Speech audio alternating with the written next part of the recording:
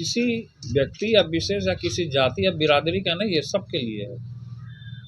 UGC जो है ये सबके लिए है। इसकी जो अगुवाई कर रहे हैं खुद जो आप जिनकी चर्चा कर रहे हैं वो लोग हैं, सभी लोग हैं। छात्र है जो युवा है वो अपने उसको मुद्दा को लेकर के उस पर धरना प्रदर्शन भी कर रहा है। बड़े मंत्री या किसी लड़के का किसी बेटे का हाथ है, कुछ लोग रिमोट उड़ाए थे। तो अब सीबीआई की जब जांच होती है तो उसमें निष्पक्षता आ जाती है। यूजीसी के नए रेगुलेशन का तेज प्रताप यादव ने समर्थन कर दिया है।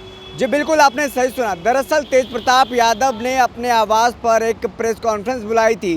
इस प्रेस कॉन्फ्रेंस में यूजीसी के द्वारा लाया गया जो रेगुलेशन है जिसमें समानता की बात की गई है उच्च शिक्षण संस्थानों में, उसका विरोध लगातार हुआ सोशल मीडिया से लेकर ज़मीन तक, और इसको लेकर मामला सुप्रीम कोर्ट पहुंच गया और सुप्रीम कोर्ट ने इस पर स्टे लगा दिया है। अगली सुनवाई अब मार्च में होनी है, लेकिन उसको लेकर के अब देखिए समर्थन में भी लोग उतर आए हैं।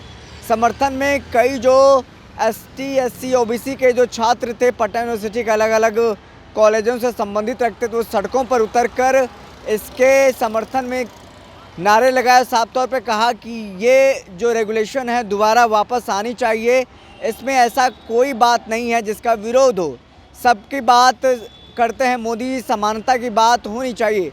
साफ तौर पर तेज प्रताप यादव ने क्या कुछ कहा है इसको लेकर के, सबसे पहले उनका बयान सुनिए। यूजीसी को हम सपोर्ट कर रहे हैं।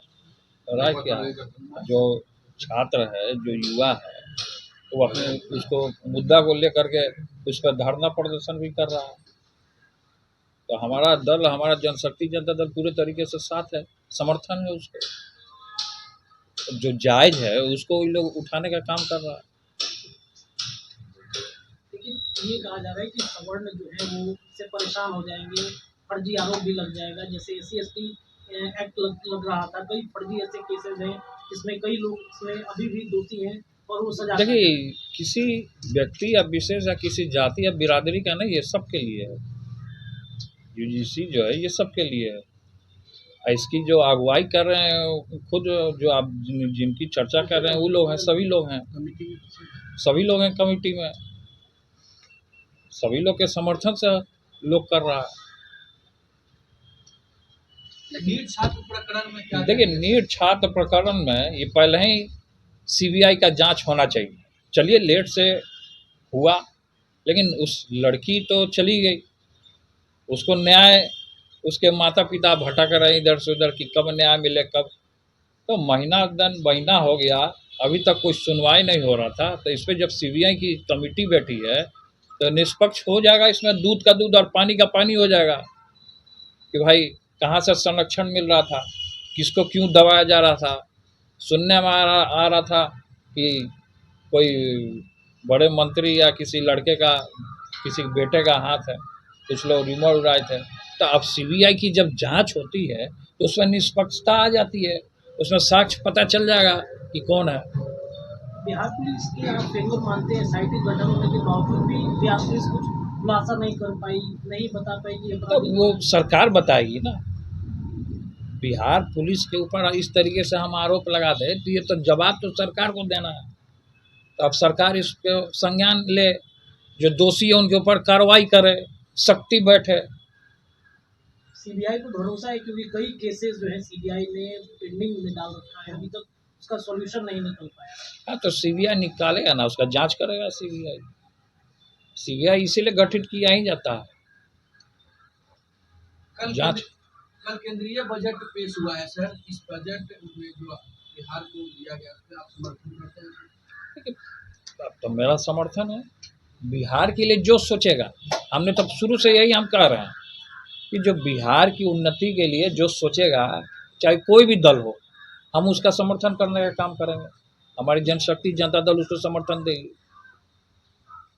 उद्योग लगाने की बात हुई थी, सरकार देगी, लेकिन बजट में तो कोई उद्योग का बिहार का बात नहीं हुई। क्या उद्योग है नहीं है तो केंद्र सरकार देखेगी ना। हम तो सत्ता में है नहीं, हम सत्ता में रहते तो हम उद्योग बढ़ाते देते।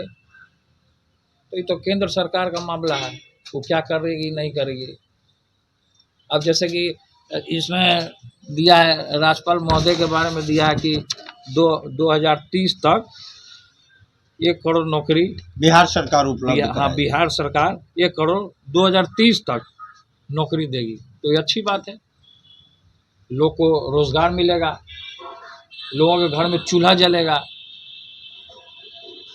तो हम इसका भी समर्थन करते हैं। लेकिन विपक्ष लगातार ये आरोप लगा रहे हैं कि अभी जो भी बजट आया है उसमें क्या झुनझुना थमाया नहीं थमाया है, तो उसको देखना होगा ना खुद कि 25 पे लोग कैसे सिमटता जाते हैं, कैसे लोग जचंद हावी हो जाता है, कैसे 25 पे आ जा रहा है। तो ये चीज़ उनको देखना होगा पहले।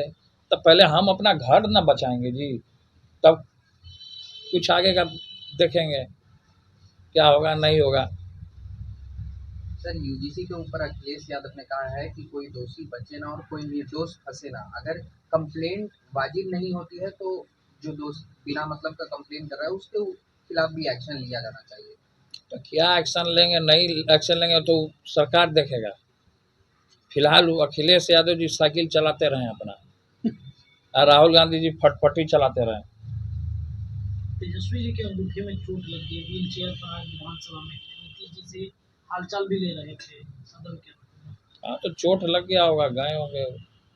चोट किसी को भी लग जाता है, हमको भी चोट लग जाता है, और सबसे बड़ा चोट तो जयचंद हमको दिए हुए हैं। तो आप सुन रहे थे लालू के बड़े लाल तेज प्रताप यादव। तेज प्रताप यादव 2025 विधानसभा चुनाव में हार गए और इस बार सदन में नहीं है, लेकिन सदन के बाहर भी वो अपनी कमी को खलने नहीं दे रहे हैं। और आज उन्होंने अपने आवास पर प्रेस कॉन्फ्रेंस बुलाया था जिसमें तमाम मीडिया बंधु पहुंचे थे और उसमें उन्होंने साफ तौर पर यूजीसी रेगुलेशन को लेकर जो बवाल हो रहा है वो थमने का नाम नहीं ले रहा। जहां एक तरफ समर्थन में लोग भी खड़े हो गए, इसके विरोध में लोगों ने कई तरह के नारे लगाए और सुप्रीम कोर्ट मामला पहुंचा और इस पर स्टे लग गया है।